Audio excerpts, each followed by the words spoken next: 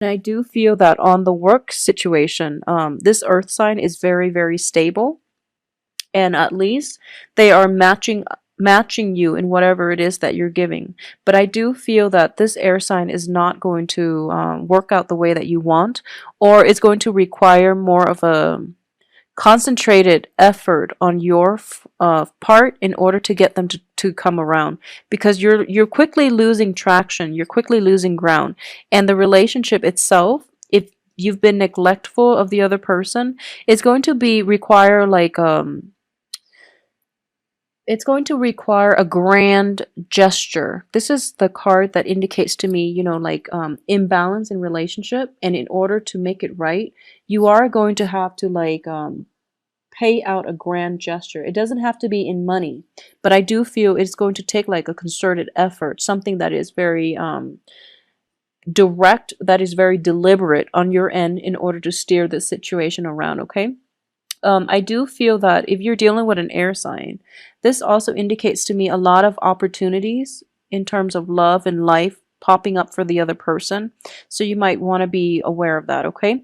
If you are thinking about the earth sign, if you are thinking about rekindling things, or even, like scrapping the air sign, getting back together with the earth sign, I do feel as business partners is not looking too lucrative.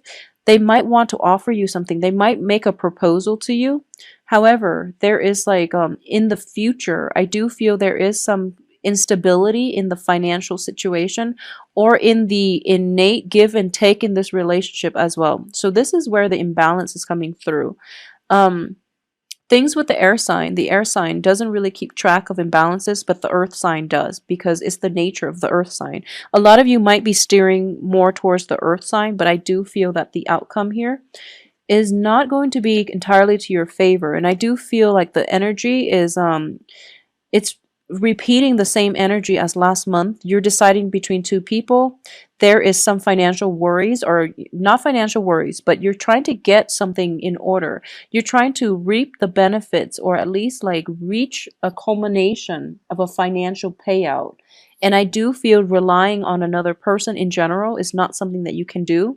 I do feel a lot of you as well are coming through seeking advice from other people, especially counsel, especially like experts in their field about legality issues, contracts, possibly a lawyer, possibly defending yourself against a very cutthroat lawyer from the other team. And you're getting like, you're taking that first step, and they're telling you, they're drawing up the contracts, and they're like, this is how much, it costs to hire us or hire counsel. And you're just like, I don't really have the financial backing in order to do that. However, the money is coming through from an external source outside of yourself. So you're also like, if it's a financial situation or like a legal issue that you're trying to get off the ground, if you're looking for loans and things like that, the loans are not going to come in like one fell swoop. It is going to require hitting up multiple loan advisors, multiple experts, multiple sources in order for you to get all the financial backing that you need. And in the process, I do feel a lot of you are going to be quite busy this month as well. But I do sense that the people that are there is almost like the people around you, okay, they're a little bit critical of what it is that you're doing. So if you're looking for loans like through relatives and things like that, it's going to be more beneficial if you're approaching like multiple investors rather than just one person, because I don't feel that, one fell swoop is not going to happen. Multiple sources is most likely where you're going to get all the necessary funding that you need, okay? And going back to this situation, let's just see. I just want to iterate that, okay, so this is just a message I'm getting through. If it applies to Scorpios out there, whoever is watching, just, take it. If not, leave it, okay? I do feel in general that a lot of you are very, very cautious about people and their intentions, okay? Especially when it comes to money. You are very generous with people that you love, and when someone has earned your trust, you are very, very generous with money. But like from the very beginning, It's really, really important that like you want to know people's intentions when it comes to money for some reason. And what I mean by that is, for example, you want to know if your partner is with you because you have money, or if they're with you because they really care about you, is what I'm sensing. Because I do feel that a lot of you might have been used before, where, somebody that you were romantically involved with in the past might have like taken advantage of you, is what I sense. Like, so, obviously this is not going to apply to everyone, but take it or leave it. But this message is something that came through. And I don't feel it's purely on a romantic front. I do feel it's family, friendships, and, just people taking advantage of you. And you give a lot, and especially when it comes to family members, you go above and beyond to do, to fulfill your duties to family members. But I do sense that because of it, you were taken advantage of in the past. You kind of closed yourself off, and you kind of pretty much would make somebody kind of like jump through hoops before you would invest in them. And when it comes to finances, for some reason, I do feel it is a touchy topic for a lot of you. So you're trying to be very cautious about letting your current love interest, current relationship partner know how much in assets you have, how much you're worth. Okay, so there's a sense of like concealing how much you're worth, concealing how much money you have, concealing how much money you make, until they prove themselves, and then you're going to like invest in them 100%. So love and money are like intertwined in the way that you function, in the way that you approach relationships. And for cancers, it's the same way. And I'm getting this for cancers and for Scorpios. Not so much with Pisces. Pisces will basically give you, the shirt off their back. But I'm sensing this is coming through for a lot of you. And you might be putting somebody that you have high hopes for, who has like, what it takes to be relationship material. You're putting them through the ringer. At least you're going to be um, asking them very, very important questions, just to see if they really care about you for you, or if they care about you for other things, such as, your financial wealth, your resources. So that's not a bad energy to get in general, but I do feel that if you're dealing with an air sign and an earth sign, air signs don't really care about money. Just putting it out there, okay? Air signs don't really care about money. So Gemini, Aquarius, Libra, I do feel that you're on the right track. They don't really care. Most of them are very independent. Most of them know how to make money because they have a very, very quick mind. With the earth sign, I do feel that you want to be a little bit careful. So if you're exclusively, or if you're even, transitioning from an air sign to an earth sign, or back to an earth sign, I do feel based on their past history, you know where you stand with them. So there's really no need to second guess your instincts, and just proceed as if they haven't changed, okay? At the same time, I just want you to advise you, I do sense that there is an earth sign that has like a hidden agenda. Okay. So it's almost like they're riding your coattails, towards a dream of their own, but they don't have the financial backing to do that. So they're kind of like latching onto you. And I do feel like they're in the upright position. So I don't sense that there's deception or anything like that. But it seems to me like you're doing a lot of the work and they're reaping a lot of the rewards. So, think about fairness. Okay, think about fairness, think about give and take, think about how much it is you realistically have to give, and how much that they're demanding of you. And it seems to me like it's just not financial resources, it's mainly expertise, guidance. They haven't done the work themselves, so they're looking to you for, like as a voice of authority, because they're too lazy about doing the research. Okay, so if people in general are approaching you like this, um, I do feel that a lot of you are very, very kind, so you are going to help people out. You're going to give them, like guidance in the right direction. So just make sure your time is invested in the right people and your time is invested wisely, okay? and be wary about people just trying to ride your coattails. And I feel that, by this time, you know who those people are. So cut your losses, okay? So I do sense like this is happening every month for Scorpio. Um, take care of yourself. Surround yourself by better people, by good people, okay? Not in the spirit of selfishness or anything, but I do sense it's a better vibrational energy for you. It's a better like aura for you. If you surround yourself with more positive people who have their own sense of like direction, where you don't have to bail them out constantly, or you don't have to like play teacher or mother or caretaker to them, because everyone should ideally be able to take care of themselves. And it seems like a lot of you might be in draining relationships in general, okay, or threesome types of relationship in which there's like, very little discussion about how serious things are, about, future planning, about longevity. So if you're in that situation, I do sense that a lot of you, that might have been like a cycle for you, like a pattern for you. So at this point, you don't really know how to be in a monogamous type of relationship anymore.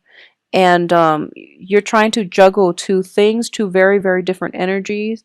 And it's basically like, do you want a more stable relationship, or do you want something that is or do you want something that's more like open-ended? So this is an energy that's coming through in terms of the relationship aspect, okay? I do feel that more than anything, whoever it is that you're getting yourself involved with, think about give and take. That's just what I use in general to measure, the how healthy a relationship is. Are things balanced on every front? This isn't just a finance card. This is mainly about like emotional balance within the relationship. Is the other person constantly, in the dumps and you have to like draw them out, or are they constantly getting themselves in weird situations and you have to bail them out?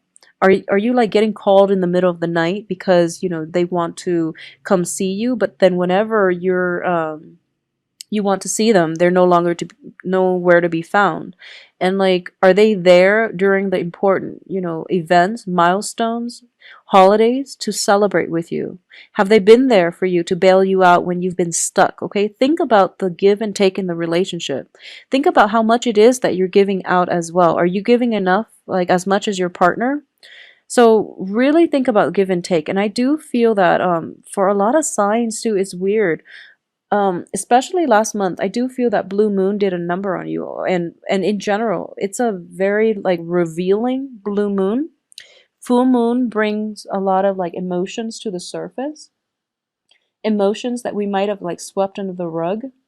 And the full moon is basically a period of illumination.